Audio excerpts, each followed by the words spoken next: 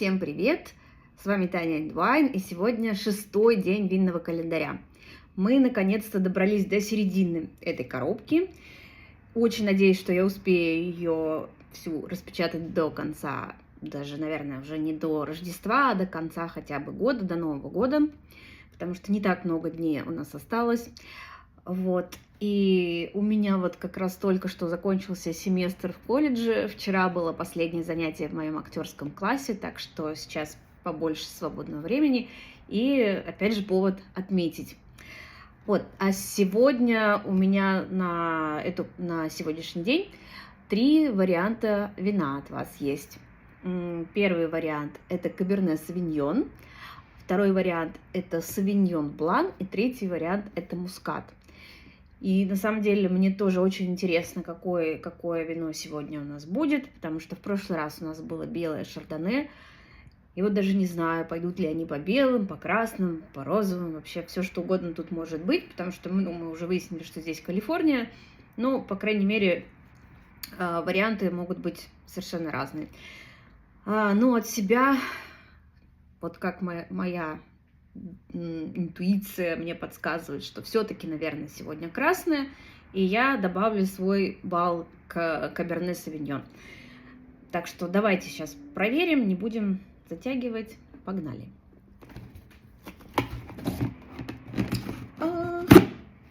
Так, значит, моя интуиция меня подвела, потому что сегодня у нас белое, и это Савиньон Блан.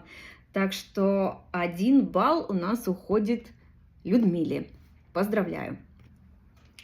Савиньон Блан – это такое очень достаточно легкое белое вино. И его очень много где производят. И, наверное, одно из самых известных мест, где производят Савиньон Блан, это Новая Зеландия. И они там совершенно такие специфические. У них прям очень такой травянистый привкус. Ну, он такой своеобразный, то есть он приятный, но как бы немножко вообще в другую сторону он ходит. Вот. А калифорнийские Савиньон Бланы, они как бы все-таки более такие усредненные и опять же ближе к более такой фруктовой ароматике, и в них травы, в общем, несмотря на то, что у нас в Калифорнии легалайз, травы здесь нет. Не должно быть, по крайней мере. Вот, так что я думаю, что мы сейчас это откроем и проверим. Хрусталь. Открываю, наливаю и пробуем аромат. Угу. Ну вот, как я и сказала, такие фрукты. Здесь, наверное, больше цитрусов, лимончик такой, апельсинчик, но есть, мне кажется, персик даже, что-то такое, груша, может быть, яблоко. Ну, то есть какой-то такой фруктовый микс. И все-таки какая-то легкая вот эта вот нотка смородинового листа, которая обычно вот есть тоже в Савиньон Бланах, она тут тоже присутствует. То есть некая травянистость все-таки есть. Ну, приятный такой, хороший, насыщенный аромат. То есть, да, он прям совсем другой, нежели новозеландские савиньоны.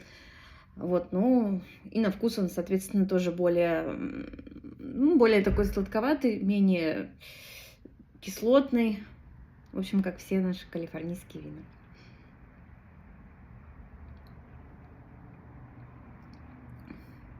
вина. Насчет кислотности я погорячилась, он прям очень такой ядрененький. Как я в таких случаях говорю, изжожненько. Вот, еще мне подсказали вариант гастритненько, так что если у вас какие-то есть опасения насчет там желудочных проблем, то будьте осторожнее с этим, лучше закусывать. Знаете, вот есть еще такая распространенное такое мнение, что Савиньон Блан попахивает иногда кошачьей мочой. Ну вот я, честно говоря, здесь ее не чувствую. Наверное, в каких-то таких классических образцах этого сорта, скорее это к французским относится, вот там, наверное, это может быть. Потому что, знаете, они любят и лошадку, и кошечку. В общем, все там может быть. Французы такие затейники, я вам скажу. Ну, достаточно приятное вино, мне даже нравится. То есть Sauvignon Blanc тоже не самый мой любимый сорт. Но вот этот образец прям очень достойный.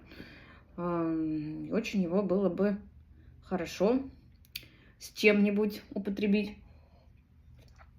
Вот я, наверное, салат с козьим сыром вот сюда вижу.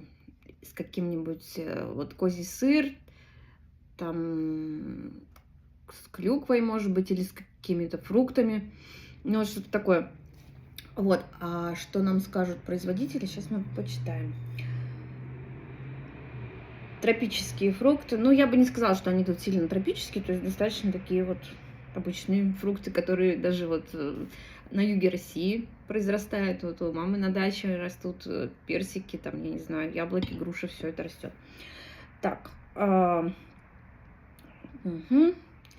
Минеральные ноты, да, ну, как бы такие вот, как я сказала, тут хорошая кислинка, но вот не знаю насчет минеральных. Ну, вообще, да, что-то такое в сторону боржоми немножко тоже есть. Вот. Прекрасный компаньон для вашего любимого салата, сифуд или блюдо с курицей.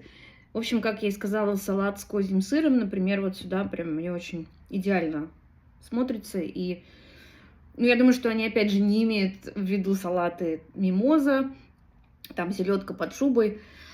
Вот, но мы можем и к этому тоже, я думаю, что употребить. О, кстати, расскажу. Вчера делала салат оливье. У нас был в колледже, вот в классе последний, так сказать, последний класс, и мы делали потлак. Это когда все приносят там какую-то еду, и все вместе это едят. И я для потлака сделала наш традиционный салат оливье. Ну и немножко опасалась, как оно вообще зайдет студентам. Ну ничего, зашло. В общем, съели, интересовались, что там внутри. И, ну, вроде понравилось. Вот и прекрасно. Так что я уже потихоньку репетирую уже несколько салатов. Я так в последнее время сделала разных. Вот, и можно уже как бы скоро приступать непосредственно к отмечанию всех этих наших праздников. Вот. Так что давайте делать ставки на вино следующего выпуска. Это очень здорово, что сегодня у нас прям есть попадание точное. Ну, я думаю, что следующий выпуск, наверное, все-таки надо будет ставить на красный. Я точно поставлю на красный. Ну, ладно, Каберне Савиньон я уже как бы сегодня не попала. То есть, может быть, он будет и в следующем выпуске. Но я поставлю на Мерло, потому что вот его у нас еще не было, и про него как бы хотелось бы поговорить. Так что давайте я поставлю на Мерло, а вы делайте свои ставки, пишите их в комментариях на Фейсбуке, на Ютубе, в Инстаграме, в Телеграме и где там у нас все это происходит. Вот, что ж, увидимся совсем скоро, я думаю, что послезавтра. Поэтому желаю вам хорошего дня, 2 хороших дней и до встречи. Cheers!